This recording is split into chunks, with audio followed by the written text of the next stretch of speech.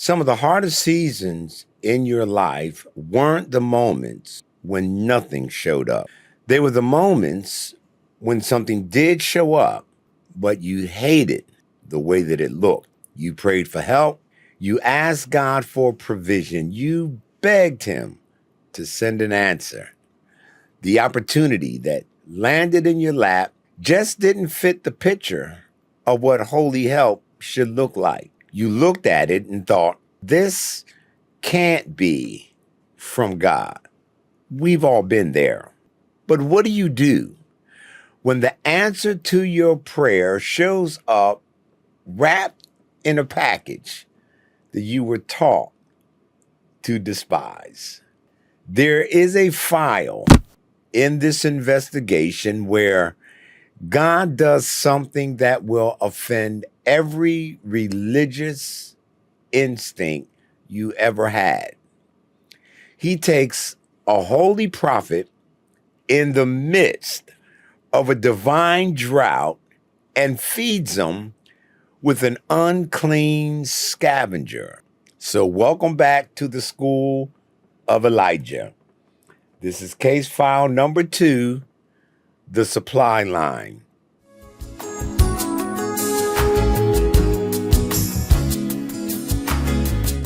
In the last class, we examined case file number 1.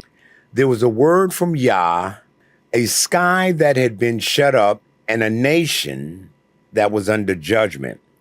Now the investigation is going to move from the public drought to the private protocol. Today, we're going to open the evidence on the ravens, because if you misjudge how God chooses to feed you in this season, you might push away the very thing He assigned to keep you alive. Let's open Exhibit A. 1 Kings chapter 17 reads this. And Elijah the Tishbite, who was of the inhabitants of Gilead, said unto Ahab, As the Lord God of Israel lives, before whom I stand, there shall not be dew nor rain these years, but according to my word. And the word of the Lord came unto him, saying, Get thee hence, and turn eastward, and hide yourself by the brook Cherith, that is before the Jordan. And it shall be that you will drink of the brook, and I have commanded the ravens to feed you there. So he went and did according unto the word of the Lord, for he went and dwelt by the brook Cherith, that is before Jordan. And the ravens brought him bread and flesh in the morning, and bread and flesh in the evening, and he drank of the brook. There's 2 parts to this protocol. Number 1 is relocation, go hide by Cherith. And then number 2 is the supply line. I have commanded the ravens. We love the idea of God as provider. What we don't love is the route that He sometimes chooses to send His provision. Note, Yah doesn't say, Elijah, I'm going to send you a priest from Jerusalem. He doesn't say, I'm going to dispatch angels with fresh bread. He says, I have commanded the ravens. Now understand, in Hebrew, that word commanded, it's a legal order. It's a binding directive. Yah is literally issuing a divine subpoena to a bird. I've commanded the ravens. But no, it's not just any bird, it's a raven.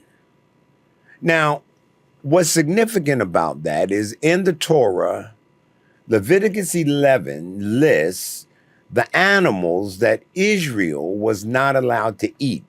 Guess what? Ravens are on that list. They're unclean. In the ancient world, ravens were associated with death. They were associated with the edges of battlefields. But that's what Yah chose to deliver Elijah's sustenance through. This is what he chose for this holy prophet. This isn't a random detail, folks. This is a smoking gun. God is deliberately offending the categories that religious people use to decide what's acceptable help. Now, you got to get this. The provider is holy. The prophet is holy. The bread and the meat are holy, but the courier is unclean. Why? Because in a drought, if you only accept provision that looks the way that you think holiness looks like, you will starve in the name of your standards. And unfortunately, this is happening to a lot of people. This is causing a lot of people's isolation, and they're not aware of it. This is crippling many people's relationships, and they're not aware of it. Why? Because they consider the supply or the supply line to be unclean. Let's look at something else in verse 5. And it says this: so he, Elijah, went and did according unto the word of the Lord, for he went and dwelt by the brook Cherith, that is before the Jordan. And the ravens brought him bread and flesh in the morning, and bread and flesh in the evening, and he drank of the brook. Notice the order in the text. Yah spoke, Elijah moved, and the ravens delivered. Got the picture? God said, Elijah did, and the ravens did. It says, I have commanded the ravens to feed you there. You see, Yah is still the God of all creation. He's not a God who is afar off and detached from creation. He is still the God of the creation. And even the animal kingdom obeys the voice of Yah. It appears the only part of the creation who doesn't obey is us. It said, I have commanded the ravens to feed you there. Note, not anywhere, but there. I've commanded the ravens to feed you there. There is a place called there. The protocol is precise. If Elijah refuses Cherith, his place called there, he forfeits the ravens. You see, Yah doesn't move according to our whims, our desires, and our biases. Yah moves according to his divine order. Now think about this. Ravens do not bake bread. Ravens do not butcher meat. They're scavengers. You have no idea, and I have no idea what Yah is rearranging behind the scenes to get provision to us. We have no idea how Yah is going to move, but we have to trust and obey that he's moving. Are you listening? So when it finally shows up, it may come through the last channel you would have expected. It may come through the last channel you would have picked. It might be a manager that you don't like. It might be a job that you feel is beneath your education. It may be a family member you swore you would never accept help from. But here's the paradox. To receive God's holy provision, Elijah has to sit at a brook and be fed by something that's unclean. Well, if that applied to the prophet Elijah, what makes us think we are so special, we are so unique, we are so highly blessed and favored of Yah, he would never send us somewhere like that?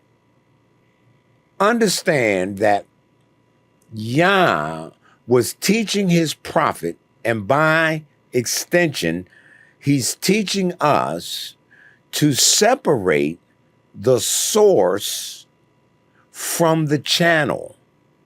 The source is Yah. The channel, however, is negotiable. If you worship the channel, you may miss the source. If you reject the channel because it's ugly, you might still be rejecting the source. And this is happening far too often in the lives of Yah's people. I hear it all the time. I've heard it all of the time in my numerous years of ministry. Well, you know, they, or he, or her, or it.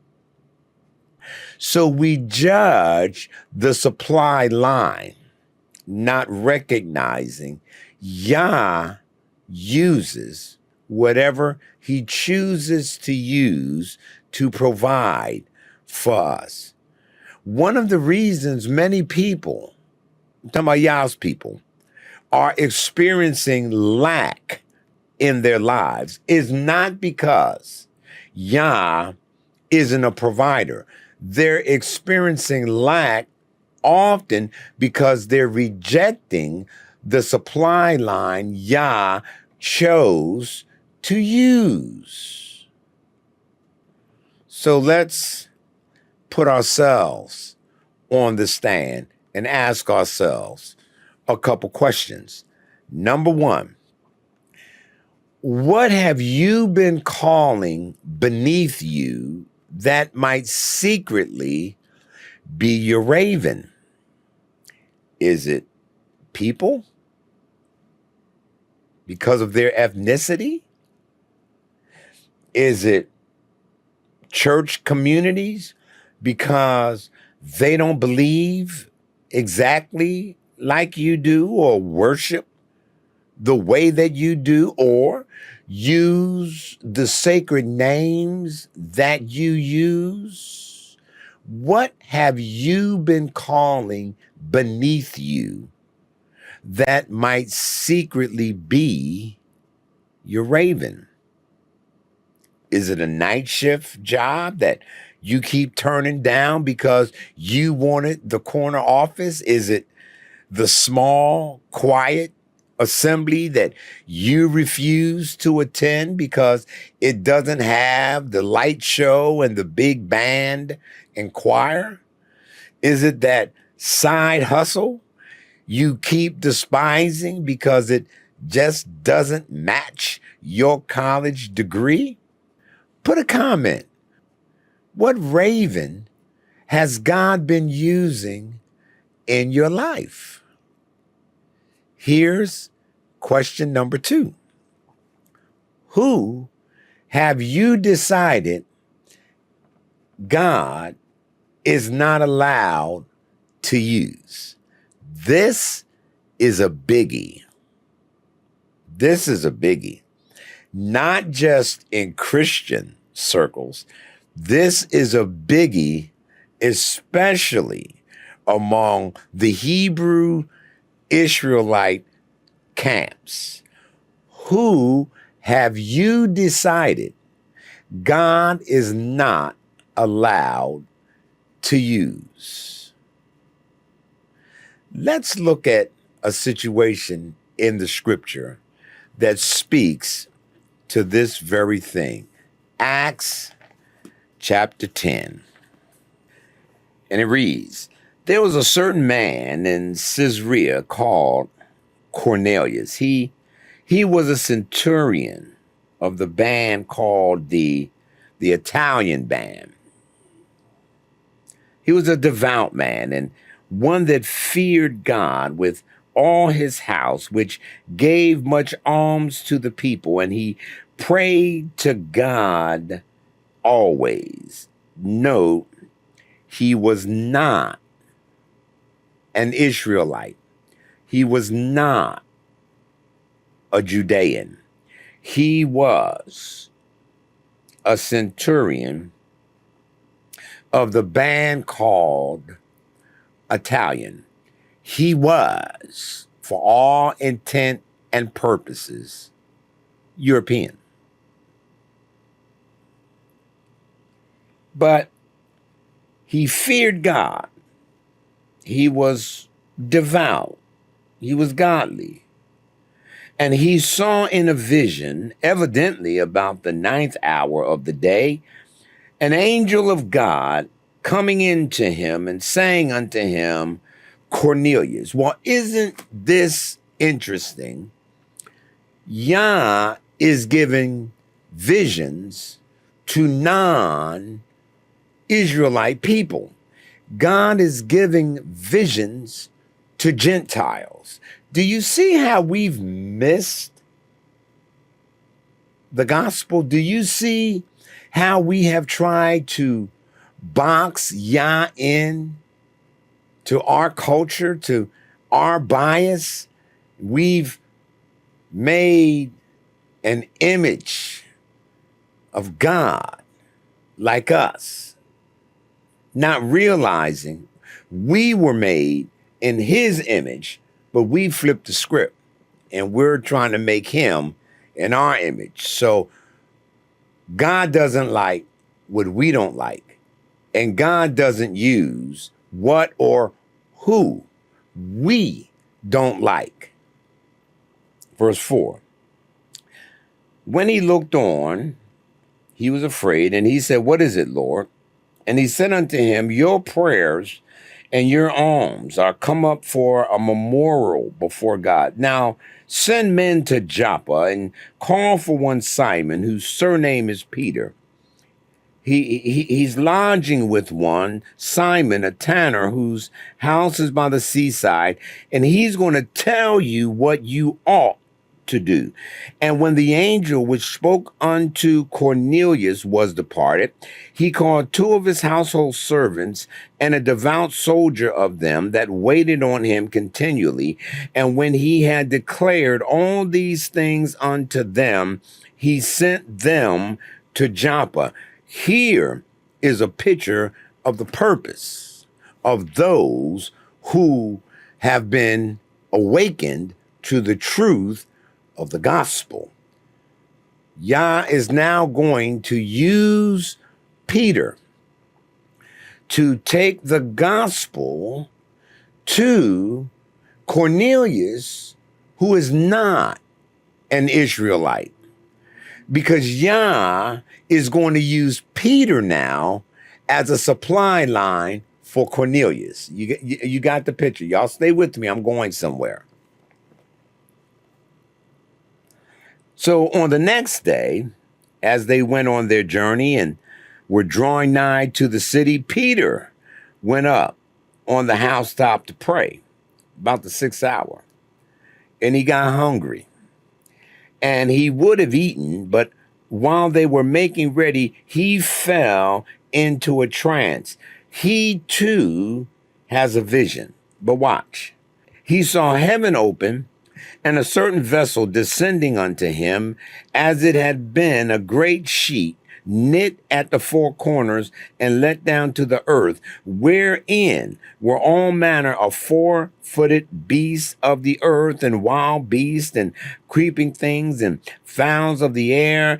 And there came a voice to him, Rise, Peter, kill and eat. But Peter said, now watch this. Watch this. Typical response. Not so, Lord. I've never eaten anything that is common or unclean. And the voice spoke unto him again, the second time, What God has cleansed, that call you not common. This was done 3 times, and the vessel was received up again into heaven. Yah had to give Peter a vision 3 times. He gave it to Cornelius once, but he had to give a vision to Peter 3 times. Why are Yah's people so hard-hearted and stiff-necked? Yah has to keep saying the same thing over and over and over again. Yah is trying to reach Cornelius, but he has this Israelite over here, this messianic believer, this apostle of the Lord, who doesn't want to touch anything common or unclean. What Yah is dealing with in Peter's mind are not clean and unclean animals, but clean and unclean people. Because in the mind of Israel, Judah properly, anybody who wasn't of the house of Judah, you know, them Gentiles, they're unclean. God doesn't speak to them. God can't use them. God's not interested in doing anything but judging them. And so as a result, many of us today can't receive any supply from Yah through those we consider to be unclean. Connect the dots. We're in class. Do your homework. And while you're connecting dots, don't forget to like, share, and subscribe. Drop your comments and your questions in this one, because I know you're going to have a bunch. So that was God dealing with Peter and the Gentile nations. But listen, like Peter, we have already stamped some things unclean, so we can't receive from it. But at the same time, what if Yah has stamped it assigned to feed you? We say it or they are unclean, but Yah is speaking to them because they have been assigned to you as part of God's supply line to you? Well, Elijah could have stood at the brook and said, God, I'm your prophet. I'm a born-again, spirit-filled Christian. I'm a Hebrew Israelite. I don't eat. I don't touch. I don't associate with what is unclean. I would rather starve than let a raven bring me my meal. Elijah could have said that. And you know what? If he had have rejected the raven, that's exactly what he would have done. He would have starved at the brook called Cherith. He could have starved being at the right place, but rejecting the means of Yah's supply. I wonder how many of you are at the right place, but you're rejecting the means of Yah's supply for your life. It would sound noble. I don't accept stuff from ravens. I don't accept help from Gentiles. They're unclean. Sounds noble. But it would have been a fatal mistake if that is what Elijah had done. And it would be a fatal mistake if that's what you do. So what does that entail? What does that mean? What does it require? It requires humility. And humility at Cherith sounds like this. God, I trust you enough to let you offend me. If you've commanded it, I'll receive it, even if it comes through an unclean channel. I trust you enough to let you offend me. Yah is teaching the prophet humility. This was before he could call down fire at Mount Carmel. He had to learn humility. You and I have to learn humility. Where do we learn it? We learn it at Cherith, drinking water from the brook, being fed by ravens. You see, sometimes the most anointed thing in our life is the thing that we dislike the most. Let me say it again. Sometimes the most anointed thing in our life is the thing that we dislike the most. It could be the shift on the job, the boss, the town that we didn't want to move to, the people that we're surrounded with, the family we were born into. Folk, it's not abandonment. It's part of the protocol. So what is the verdict of this case file? Number one, the drought is real, but so is the assignment. And if Yah has pulled you away from the crowd, he has already commanded something to sustain you there. He has commanded something or someone to sustain you there. Number two, the channel will often be strange. Yah could have used priests, but he chose ravens.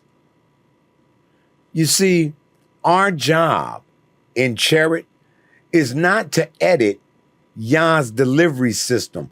It's to trust his command. Why is it so difficult for us to trust Yah's commands? Think about that this week. Because here is your assignment this week from this file. I want you to identify the ravens in your life. That's the help or the opportunities that you've been tempted to despise.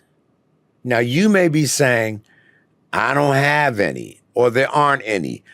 Trust me, there has been help and opportunities that have come your way that you have been tempted to despise. You say, well, how do you know, Daryl?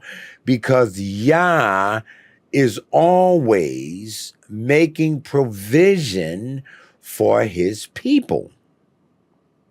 Not only his people, but as in the case of Cornelius, he's making provision for those who may be outside of his covenant community at this time. But he's trying to send people with the message to those people. That is where your challenge may be as well. Yah is trying to send you to people you don't want to go to. Why? Because you've written them off, or you call them unclean because they still keep pagan holidays, or they still use the name Jesus, or they still say God. And so as a result, you don't do anything but enter into quarrels with them. I'm just saying, it might be you. It may not be you. If the shoe fits, though, you know the rest. Leave your comments. So, ask Yah, did you or are you commanding this? If he says yes, just repent for despising your supply line and receive it. Because in a famine, pride is a luxury you cannot afford to have. The famine is real. So let me ask you a question. What happens when even the Raven protocol stops working? Because some of you all may be on the other side of your chariot. You may have been in the place where Yah has dealt with your humility, where you've stopped considering some things and some people to be unclean. You've learned the lesson. But what happens when that protocol stops working? You say, well, how will I know? I'm so glad that you asked. Verse 7. It came to pass after a while that the brook dried up because there'd been no rain in the land. Remember, the heavens had been shut up. And once that water dried up, there is no new water falling from the heaven. So what do you do when your brook dries up? What do you do when Yah dries up a supply line he himself gave you? That's a great question, and that's case file number 3. What do you do when your brook dries up? That is what we're going to look at in our next class.